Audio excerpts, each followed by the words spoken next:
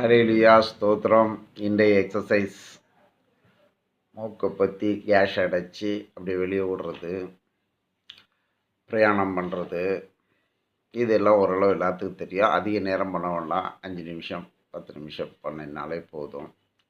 எல்லோரும் பண்ணலாம். ஸ்லோவாக பண்ணுங்கள். பெயின் இருந்தால் பண்ண வேண்டாம். மொத்த வீடியோவும் இனி ஒரே கிளிப்ட் ஆகி ஒரு நாள் போடுறேன். இது வயதானவர்களும் இளமையானவர்களும் யாரும் டெய்லி செய்தோம்னா இயற்கையாக நம்ம உடம்புல வர்ற வியாதிகள் குறைஞ்சிரும். வருமுன் காப்போம். ஒரே வீடியோ ஒரு நாள் போடுறேன். கடவுள் ஆசீர்வதிப்பாராக.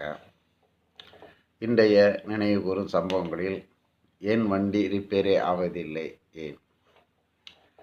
ஆமாங்க, வறுமையை விட சிறந்த கல்வி வேறு ஒன்றும் இல்லை. நம்ம வண்டி ஓட்டணும் சித்தம் இருந்தால் கடவுள் ஏதாவது ஒரு விதத்தில் வண்டி தராது. அது என்ன வண்டி இருக்குனுங்கிறது இல்லை, நம்ம ஓட்டுற வண்டி நல்லா இருக்காங்கிறது நிச்சயம். எனக்கு பிஸ்னஸ்லாம் லாஸ் ஆகி வண்டியே இல்லாத நேரத்தில் ஒரு நண்பர்கிட்ட ஒரு வண்டியை அவங்க குப்பையில் போட்டு வச்சுருந்தாங்க. ஏன்னா அவங்களுக்கு தேவையில்லை, அது ஒரு நல்ல புது வண்டியை வாங்கிட்டாங்க. அப்போ எனக்கு இந்த வண்டியை தருவீங்களான்னு கேட்டேன். சரி எடுத்துகிட்டு போங்கன்னாங்க. இப்போ அவங்களே பொறாமப்படுற அளவுக்கு அந்த வண்டியை நான் வச்சுருக்கேன். ஏன்னா அவர் அதுக்கு பிறகு 2 வண்டி பார்த்துட்டாரு, பெரிய வண்டி. நான் இந்த எக்ஸல் வண்டி தான். எனக்கு லோடிங்கும் யூஸ்ஃபுல்லாக இருக்குது, என் தொழிலுக்கு யூஸ்ஃபுல்லாக இருக்குது. வண்டியை என்னோட ரெகுலராக ஓட்டுறதுனால அதில் என்ன சவுண்டு வந்த உடனே போய் ரிப்பேர் ஷெட்டில் போய் ரிப்பேர் பண்ணி வச்சுக்கிறேன். இப்போ 2 வண்டி வச்சுருக்கேன். ஏன்னா ஒரு வண்டி திடீர்னு ரிப்பேர் ஆகிடுச்சுன்னா அது 2 நாள் 3 நாள் ஆகும். அதனால் மாற்றி மாற்றி ஓட்டணுங்கிறக்காக 2 வண்டியும் இது 4 நாள் அது 4 நாள் மாற்றி மாற்றி ஓட்டிக்கிட்டு இருக்கேன். அதிக ஸ்பீடு போக மாட்டேன். 30லேருந்து 40க்குள்ள போகும்போது நம்ம ஹார்ட் பீட்டு ஃப்ரீயாக ஒரு சோபாவில் உட்காந்து ஒரு ஃபீல் இருக்கும். அந்த வண்டி வேகமாக போகுன்ட்டு நம்ம 60 70ல் போகும்போது ஏதோ மரத்தில் வேகமாக ஏறுற மாதிரி ஒரு ஃபீல் எனக்கு இருக்கும்.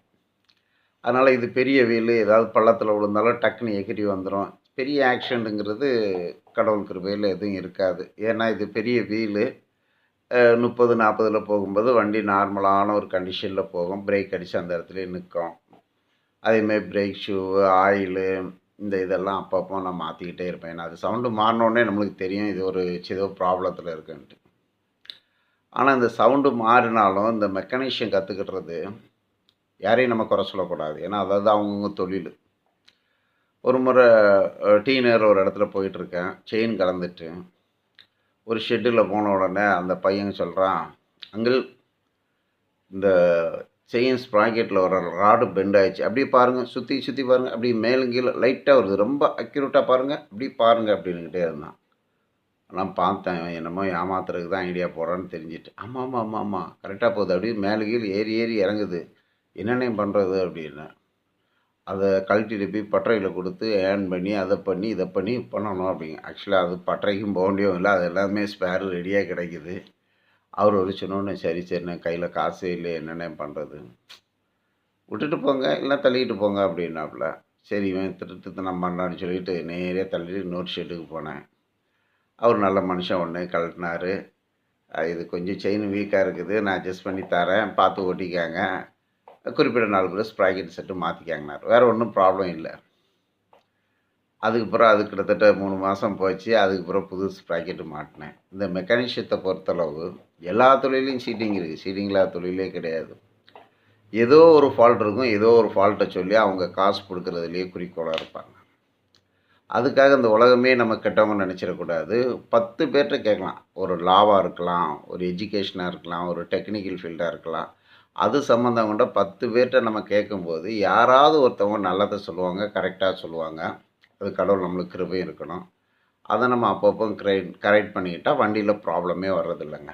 பெரிய பிரச்சனை ஒன்றுமே இருக்காது. அப்போ அதில் பேட் எக்ஸ்பீரியன்ஸுன்னு பார்த்தோம்னா ஒருத்தர் சொல்கிறாரு, ஆனால் இந்த வண்டி ரிப்பேராக இருக்குது, என்னென்ன பண்ணேன், அந்த வண்டி ஸ்டார்ட் பண்ணுங்களேன், ஸ்டார்ட் பண்ணு, கிடு கிடு கிடு கிடு கிடு கிடுன்னு ஒரு சவுண்டு வருது தெரியுதுங்களா? ஆமாண்ணே, கிடு கிடு கிடுன்னு சவுண்டு வருது, என்ன பண்ணலாம்? அதை கம்ப்ளீட்டாக இன்ஜி சேஞ்சு பண்ணி நம்மகிட்ட கொடுத்துட்டேன்னா ஏற்றாப்புல 9000 ருபீஸ் பக்காவாக இருக்கும், பக்காவாக இருக்கும். நீ இப்படியே ஓட்டினா என்னென்ன ஆகும்? இப்போ என்கிட்ட காசு இல்லையா? போகும்போதே அப்படியே வண்டி ஜாம் ஆகியும் ராடு குத்திக்கிட்டு வெளியில் வந்து கையை காலில் கூட குத்திடுனார். கையை காலை குத்திடுமா?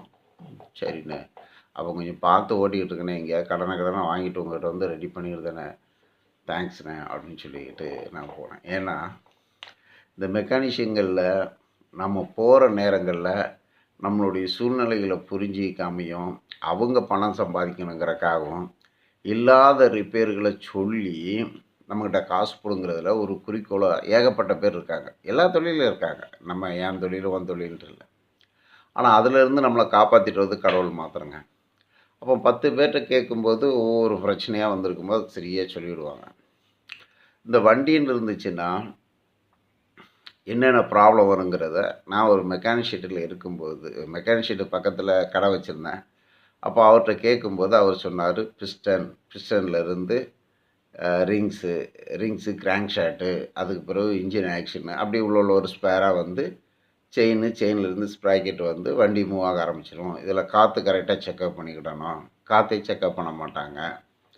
காற்று பாயிண்டில் கரெக்டாக இருக்கணும். அப்புறம் பெட்ரோல் கரெக்டாக இருக்கணும். ஆயில் மாற்றணும்.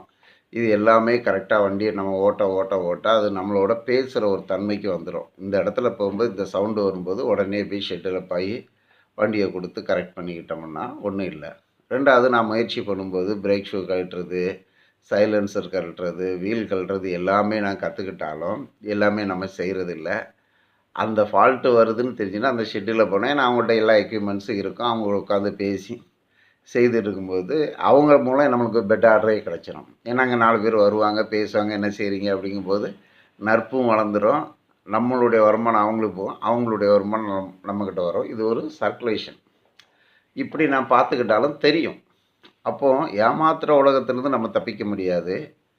நாம் ஏமாறாமல் இருக்கிறதுக்கு யார் யாரை தேடணுமோ போய் தட்டிக்கிட வேண்டியது தான்.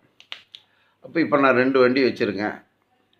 அது 2 வண்டியில் 4 நாள் இந்த வண்டி, 4 நாள் அந்த வண்டின்னு எடுத்துகிட்டு போகிறேன். பெரிய வண்டிகள் நான் வாங்கலை. என் வண்டியில் பெரிய வீல் இருக்குது, எக்ஸலு. அது நல்லா லோடு பேசிக் இருக்குது. என் தொழிலுக்கு ஈஸியாக இருக்குது. டெய்லி வண்டி ஓட்டிக்கிட்டே இருக்கிறேன். வேகம் வந்து பார்த்திங்கன்னா 30லேருந்து 40 தாண்ட மாட்டேன். சிட்டியில் போகவும் முடியாது.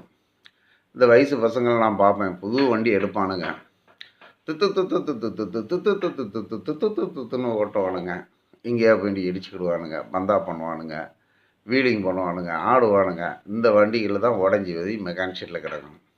அதுக்கு நேரம் சரியில்லைம்மா, நம்பர் சரியில்லைம்மா, எதிர்த்தாப்பில் வந்துட்டாங்கம்மா, 1008 இவன் ஒழுங்காக இருக்க மாட்டான். அப்போது ஒரு வண்டின்னு எடுத்துட்டோம்னா நம்ம செய்கிற தொழில் மாதிரி பொறுப்போடையும் நம்ம யூஸ் பண்ணுற வண்டியை பொறுப்புணர்ச்சியோடு வச்சிட்டு இருக்கும்போது அது மெக்கானிஷியம் கம்மி. கார்பெட்டர் போயிருக்கோம், கார்பெட்டே போயிருக்காது, கார்பெட்டு போயிடுச்சும்பாங்க. ப்ளக்கு தான் ஃபால்ட்டாக இருக்கும், போரே போச்சும்பாங்க. அதில் கார்பன் ஃபார்ம் ஆகிருக்கும், கார்பனே போயிடுச்சும்பாங்க. எலக்ட்ரிக்கல் ஃபார்ம் ஆகிருக்கும், எலக்ட்ரிக்கல் போச்சும்பாங்க. இப்படி இல்லாத செல்லும்போது கிட்டத்தட்ட அந்த வண்டியில் கிட்டத்தட்ட எனக்கு ஒரு 35% அதில் என்ன ஃபால்ட் வருங்கிறது தெரிஞ்சதுனால ஒரே வண்டியை ஓட்டிக்கிட்டு இருந்தாலும் பல வண்டியை தெரிஞ்சுக்கிட்டு இருந்தாலும் என் வண்டியை ரிப்பேர் இல்லாமல் எடுத்துகிட்டு போவேன். இப்போ எங்கள் வீட்டில் ஏகப்பட்ட பெரிய வண்டிங்க இருக்குது. ஈவன் எல்லாமே கடவுள் ஆசிச்சிருக்கார் வாகனத்தை பொறுத்தளவு. அந்த வாகனங்கள் அவங்கள ஓட்டினாலும் அவங்களுக்கு அதான் பிடிக்கும். எனக்கு இந்த வண்டி தான் பிடிக்கும். ஏன்னா நான் டெய்லி ஒரே வண்டியை ஓட்டிக்கிட்டு இருக்கிறேன். அப்படி ஒரு சோபாவில் உட்காந்து போகிற மாதிரி போகும். நம்ம சும்மா ஸ்லோவாக 30-40 போகும்போது நம்மளுடைய இயற்கையான இடங்களை போய் அடைய முடியும். இப்போ நான் பெரம்பூர்லேருந்து செங்கல்பட்டு கூட இதே வண்டியில் போயிருக்கேன், திருவள்ளூர் போயிருக்கேன், மீஞ்சூர் போயிருக்கேன், கேளம்பாக்கம் போயிருக்கேன். கிட்டத்தட்ட ஹோல் சிட்டி கவர் பண்ணிடுவேன். அதனால் வண்டியை பொறுப்போடு ஓட்டணும். அந்த வண்டியில் என்னென்ன சர்வீஸ் வருதோ அதை அப்பப்போ பார்த்துக்கிட்டா ரிப்பேரிங்கே வராது. இப்போவும் இது பழைய வண்டி தான். ஒரு சிக்னலில் போய் நின்னா பாயிண்ட்டு பார்ப்பேன். அது 60 இல்லை 90 இல்லை 120 இருந்தோன்னா வண்டியை ஆஃப் பண்ணிவிடுவேன். பக்கத்தில் பெரிய பெரிய வண்டிகள் அது இறஞ்சிக்கிட்டே இருக்கும் அந்த பாயிண்ட் வர்ற வரைக்கும். நான் 4வது பாயிண்ட் வந்தோடனே வண்டியை ஆன் பண்ணி வச்சு தட்டுவேன், வண்டி ஸ்டார்ட் ஆகி போயிருக்கும். புது வண்டி மாதிரி கனெக்ஷன் வச்சுருக்கேன். எலக்ட்ரிக்கல் பார்த்துருவேன், பிரேக் ஷூ பார்த்துருவேன், ஆயில் பார்த்துருவேன், ஏர் செக்கப் பண்ணிவிடுவேன். அதுக்குடைய ஃபியூல் கரெக்டாக போட்டுக்கிடுவேன். கேட்டு கேட்டு தெரிஞ்சுக்கிட்டே இருக்கிறதுனால வண்டி ரிப்பேரிங்கிறது ரொம்ப ரொம்ப கம்மி. அதனால் வண்டி வாங்குறவங்க நம்ம அந்த வண்டியை வாங்கினோம், 2 வருஷம் ஓட்டணும், தூக்கி போட்டோம், புது வண்டியை வாங்கினங்கிறது இருக்கப்பட்டவங்க வாங்க. ஏன்னா நீங்களாம் வண்டி வாங்கினா தான் வண்டி ஓட்டிக்கிட்டு இருக்கோம். என்ன மாதிரி ஆளுங்க ஒரே வண்டியை ஓட்டிகிட்டு இருந்தால் எப்படி பிழைக்கிறது? அதனால் வண்டியை வாங்குங்க. மெக்கானிக் ஷெட்டுகளை விட்டுட்டு ஏமாந்துக்கிட வேண்டாம். வண்டியில் சவுண்டு மாறும்போதே நீங்கள் போய் வண்டிகளை சரி பண்ணிக்கிட்டு வந்தீங்கன்னா அந்த வண்டிகள் உங்களுக்கு இயற்கையாக இருக்கும்.